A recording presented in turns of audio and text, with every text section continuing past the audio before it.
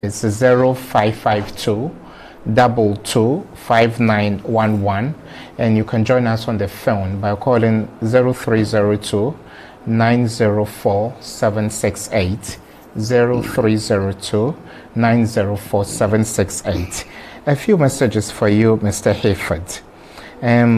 Augustine from East Legon says Kesley is seriously making sense.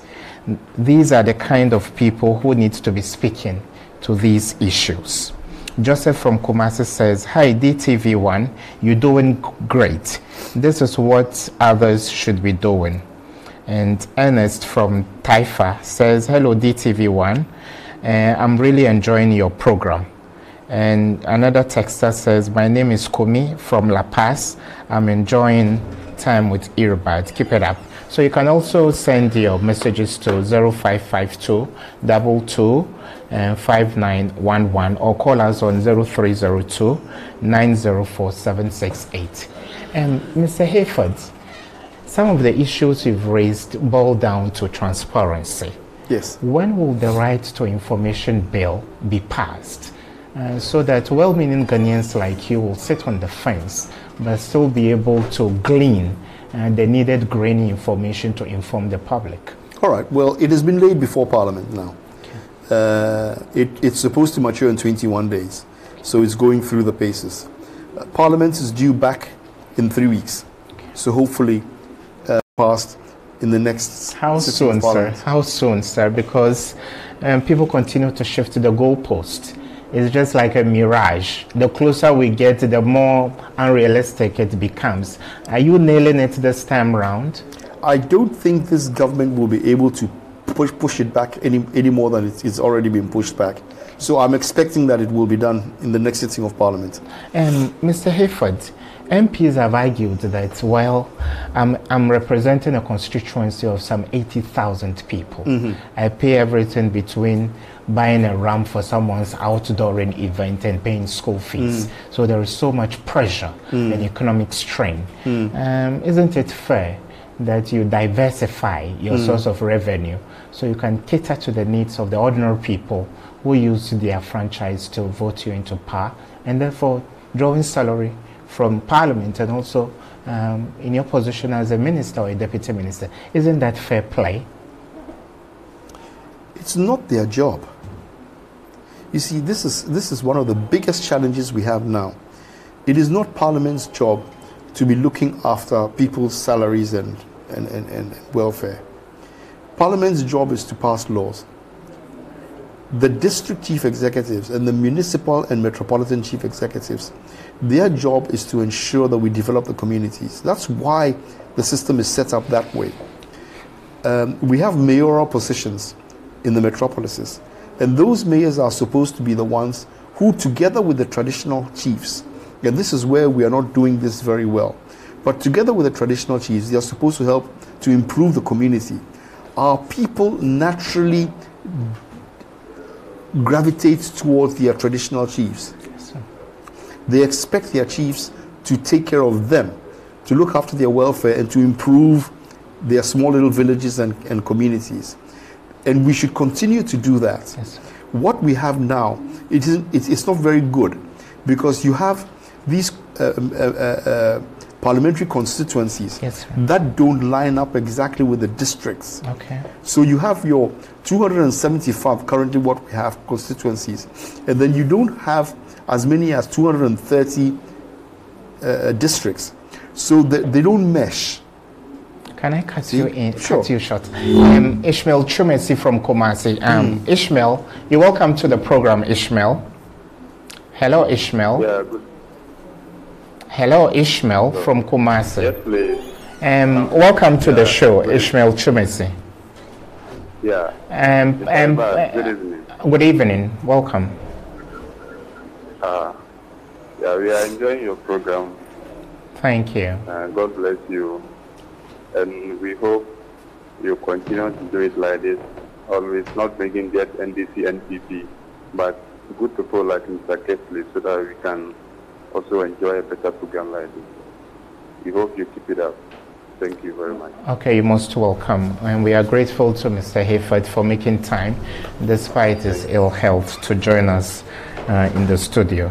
You can call into the show. The number to call is 0302-904-768, 0302-904-768, and I'll soon read your next batch of text messages. So you can use SMS or WhatsApp to 0552 225911, 0552 225911.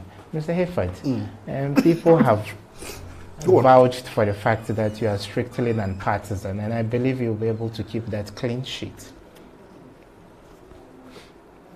Chumisi says he's enjoying you because Chumisi, thank you very much. I'm strictly non-partisan because I don't support a particular party's views completely.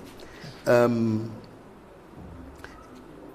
terms of politics, I am neither here nor there. I don't believe in social democracy, so I don't support the NDC. To a large extent, I believe in what the MPP is doing, except I disagree with this big government situation. I don't agree that we should have 110 ministers. I don't agree with the 998 persons staffing the government machinery. I don't believe that we need to have all this big government sitting at Jubilee House and trying to control everything from the center. Okay. So to that extent, I don't agree with where the NPP is with this. However, a lot of the time, I cannot see social democracy as a way forward to solving our problems. I believe in indigenization. I think that Ghana has to sit down with the people that you are calling on. Right? You are calling on your academics and your intellectuals and your whatnots. I think that we need a national debate, a national discussion. We need to sit down and determine how we are going to structure our systems, our administration and our politics in order to be able to make it comfortable for us as Ghanaians. We like our village and our clans and our family. We like our chiefs. We like that system. That's what we grew up on. That's what we believe in. There is no reason why we can't fashion our democratic ways of doing things to reflect that, so that it becomes a natural part of us, and you don't need to have to go down to the village level to go and explain to them what Parliament does. Our villages and our communities should know naturally that this is what they expect people to do. All right? Like nobody goes and asks, nobody will ask you that because they know already. They know what they expect of their chief. But people can ask you, is the Speaker of Parliament known as what's now? So we need to get to a point where we actually take our life and our community and our development and then make it the way we actually fashion our democracy. For me, I so disagree with this phrase of seek ye first the political kingdom, and then all shall be. I don't believe in it at all. You need economic development. You need to get people employed. People must have work. People must be paying is being used to develop their country, and they are comfortable there. They will then now in turn want something more from you. But until we fix that economic and financial matter, we are not going to be able to do anything. I'll come back to you momentarily. Dixon from Sunyai. Good evening, Dixon. Hello, Dixon. Hello, Dixon. Hello, Dixon. Okay, I think we lost Dixon. He was calling. He was calling from Sunyai. Yeah. So, you mentioned the fact that there is a yawning gap between the ordinary Ghanaians and then what Parliament does and what governance is all about. Is there an important component of Occupy Ghana that, apart from seeking accountability, you would be doing the work of the NCCE through outreach? No. We that's not what we're about at all. we believe in institutional structures. So if the National Civic Commission is there, it should do its job. We will insist that it does its job. Yes, that's what it should do. The Commission for Human Rights and Administrative Justice has to do its job. Yes, the Auditor General must do its job. We are not going to do anybody's job for them. But we are going to be watching them and insisting that they should do their job according to the mandate that they has been imposed on them. That's all. Okay. Mr. Kingsley Hayford is here, a financial consultant. Yeah, hi. Hello. Where are you calling us from? Hello? Hello. Okay, Abdulrazak from Kumasi. Welcome to the show. Thank you. Okay, the floor is yours. You can make your contribution or ask Mr. Hayford any question you have. Oh, okay. We are happy for you to organize this education program. You are not audible. And can you speak louder, Abdulrazak from Kumasi? I'm appreciating the program we just on this one. Who are the on what we talk about. Okay. Now we are getting about something. So I've left us for now. Okay, sorry, Abdulrazak, you are not too audible, but you say you appreciate what Mr. Hayford is doing. He appreciates your time as well. You can also call us on 0302 904 768 or send us an SMS or a WhatsApp text on 0552 22 5911. Mr. Hayford, Kujo from Koforidia says he really loves you. Oh, Kujo, thank you very much. So maybe your mayoral, ambition should move to the eastern region. Right? Maybe I should go to Koforidia and become mayor there. Yes. So, of course, we are still discussing the double salary saga. Yeah. And some also have argued that people want to do some luminary politicians in, knowing so well that in the next parliament or in the next two elections, they are going to play important roles. When you read between the lines, do you see any modicum of witch hunting in this, or people are just crying foul? I don't see. I think it was Alban Bagbin who put that story out there, that he's aware of those who are trying to undermine him. For me, that's a story that he put out. And until there is evidence, and he's actually prepared to mention some people's names, I put it aside. I'm not even going to bother myself with it. I don't have time to be chasing all small rumors flying around the whole country. If I did that, I'd never get any work done. So for me, this is neither here nor there. I don't think it's important. They can do their political infighting if that's what they have. Let's see how the chips fall. Okay. You can call us on 0302 904 768. Many people have been asking, your dad, we are told, was a great engineer, and you are counting figures, you are crunching numbers today. What kind of a legacy, even though I'm not profiling you on this show, you serve as a great inspiration to many people. How would you want us to remember you? Oh dear. Irbard, yes, sir.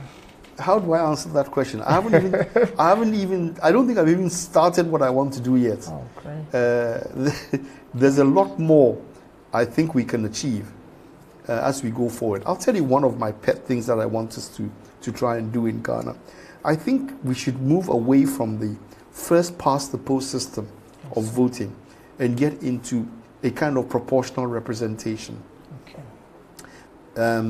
We can craft something based on the way our society revolves, and come up with a first past proportional representation, which I think will be better, because our society likes young boom. Everybody should come. Let's try and see if we can improve. And I think that is something that we really have to look at. This is at the heart of what the Ghanaian is. The coming together to help each other, to get families to rise, to get communities to rise. cities to develop, etc., etc. When you read the news and you hear the amount of pressure that is put on the Asantehene, for example, in Kumasi, despite the fact that there's a mayor of Kumasi, there are chief executives and there are district chief executives, but everybody expects the Asantehene to improve Kumasi and to improve the Ashanti region. You can see that this is the expectation of the people, of his people. Yes. And there has to be something in there, which, like I said earlier, if we can sit down, think about it, go through the motions, determine how we can make it work on our behalf, because this is the way we are in our society, I think we would be better off. You see, what we are doing now, this parliamentary thing that we are doing, this is a British parliamentary system. We have taken that and we have spliced onto it an American presidential style system. So the president is all powerful, and yet we're expecting parliament to check the president. And it's not working. Anybody who tells me that this system is working, I'll call a liar. Because if it is working, show it to me in the economic development. All right? You can't tell me that because we get up and we go to work every day and we have parliamentary discussions and debates, therefore our society, has improved. It hasn't. End of the day, if we have so many young people who don't have work and can't earn a living and they can't stand on their own 2 feet and get their lives going, then we have failed. And I'll come back to you, Mr. Hayford, so that we wrap up. Daniel, you are our last caller.